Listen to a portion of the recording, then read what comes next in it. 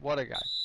What a Speaking of guy. awesome, at least in my opinion, awesome, Connor and I want to take our time to talk about how legislation has been passed and rules have been coming out where short term, what it means is that players can start to get paid for their likenesses in college sports. This is their name, image, and likeness, or as it's referred to, it's the NIL law for the NCAA. Now, this is, of course, has to be how each state and school manages these, but you may one day see a commercial for a player talking about shoes or talking about clothes, or you might drive down through your college town and see your quarterback for your football team and his face on a billboard saying, I don't know, something about trucks. But either way, Connor, I want us to go through this from a player perspective and from a fan perspective. And since we both know that I was not a college football player, I think you should start us off with what is the player perspective of this finally coming true and happening? Yeah, and before I do that, I want to share one of the new promotions that came out that's like the most Miami thing ever. Giannis is just getting rebounds. That's not very He Miami of is him. He's killing it. no. Um, so the Miami Hurricanes, right near their college, there's a big MMA gym there, and apparently this person, this MMA gym owner, is going to offer $500 a week to every scholarship athlete on the Miami Hurricanes to represent his gym, which could mean that this person might pay over 500K throughout the course of the season for the name, image, and likeness of the Miami Hurricanes on his MMA gym. And I think that's awesome. That is awesome. That's very Miami. Now, as from the player perspective, it, from a Division III standpoint, right? I don't think that. I still think Alabama's going to get the best players, and folks are still going to want to play for Coach Saban and things like that. One of the things that I'm really interested in seeing happen is looking at the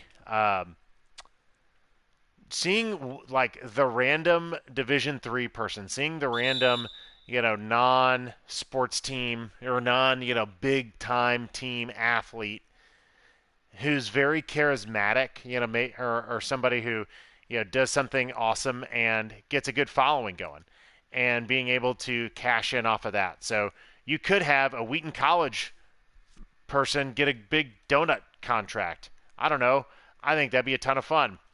And from the standpoint of getting that scholarship, they always remember on the other side of that argument was always, well, players are getting free college, and that, I mean, you can't put a price on that. Well, if you think about it, actually, you can, right? And if you're staying in state, even if you're out of state, going to a private school, right? Mostly that's going to be around 100K throughout the course of your time, plus training and coaches. We'll probably say each athlete, gets 200 to 250K. I'm going to use an example from the University of Florida when in Rutledge is going to pay me to say it. One of the greatest college football players of all time, if not the greatest college football player of all time, Tim Tebow, when he was I thought you playing were for going the to say University of Rex Florida. Grossman. I loved Rex Grossman, actually. I thought he was awesome. I Mainly when he was playing for the Bears. But when I just couldn't help myself from throwing out Rex Grossman. when Tim Tebow was there playing for the Florida Gators, and he was getting, he was from Florida, so good student, so he probably would have gotten Florida Bright Future, so he probably would have gotten a lot of his college paid for, plus could have gotten a job. But, you go to the Florida Gator game, you go to the Swamp, and what do you see all of a sudden? Out of those 90,000 people sitting in the stands, you see 45,000 fresh, brand new 15 blue Florida Gator jerseys. I'm sorry. Do you know who that 15 for Florida Gators are? That's Tim Tebow. That kind of way of getting around wearing a player's number without it actually being that player, I thought was total garbage. And it took me watching Tim Tebow to really realize, man, the fact that he doesn't get any of that is pretty bogus. Meanwhile, if you look at stats of who the some of the highest paid state employees are in our country, the highest paid state employee in the state of Alabama is Nick Saban. I believe in Kansas, it's Bill Self, head coach of the Kansas Jayhawks. When it's South Carolina, I believe Dabo Swinney is the highest paid state employee. Plus all the other ancillary pieces there. So, yeah, I'm into it, and it'll be a lot of fun to see some fun stories of players getting to cash in on their name, image, and likeness. Finally, my final thought before I let you share. Thank you for letting me hog. I think that this is going to open up a lot of conversations and some courses in training for those college kids of navigating life. In this age of social media, right, I think that it's going to be really important for players to be able to dunk like Giannis, as well as handle all the things that uh, the ancillary, the ancillary, hardships and hard parts of being 19 and having a sponsorship at a truck dealership. So I think there's a lot of good stuff that's going to come out of it. I definitely think, and with that, I that's a good point I didn't think about. We're gonna have some player is going to do something dumb, and they're gonna lose their sponsorship money. They're gonna have a deal with, let's just say Puma for example, and Puma's gonna pull out because they're gonna say or do something stupid. Go back to the, give it a better example, the Ole Miss player who uh, pretended to pee like a dog on the pylon, or the Florida player that threw a shoe. Those could be negative things that could impact your brand and your image and your likeness, and then take money out of your pocket. So I think you're right, Connor. That is a point that hasn't been made. I agree with you on the jersey topic, and I was going to say that as well.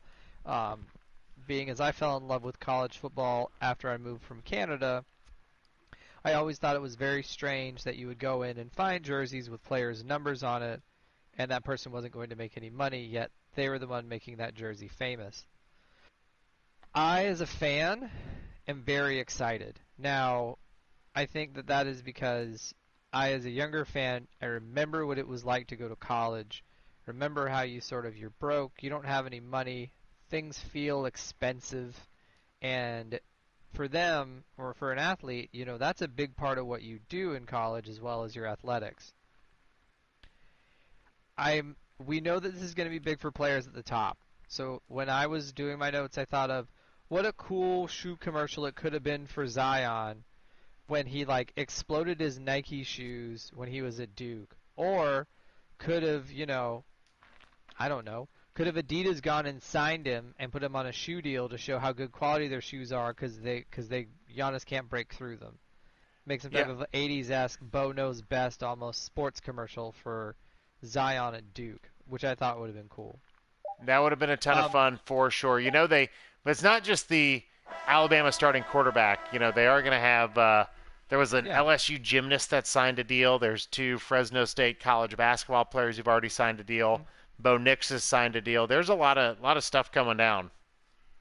I think what it excites more for the fan is it's going to make us more connected with appreciating who players are sooner so that they're not unknown stars once they get into the NBA, and it could bring back college video games because I think because the college game is so unique on the basketball and football side, to see those video games come back into the fold, and EA has released statements that they're trying to figure it out for at least the football side, I think is exciting. So this is a good thing.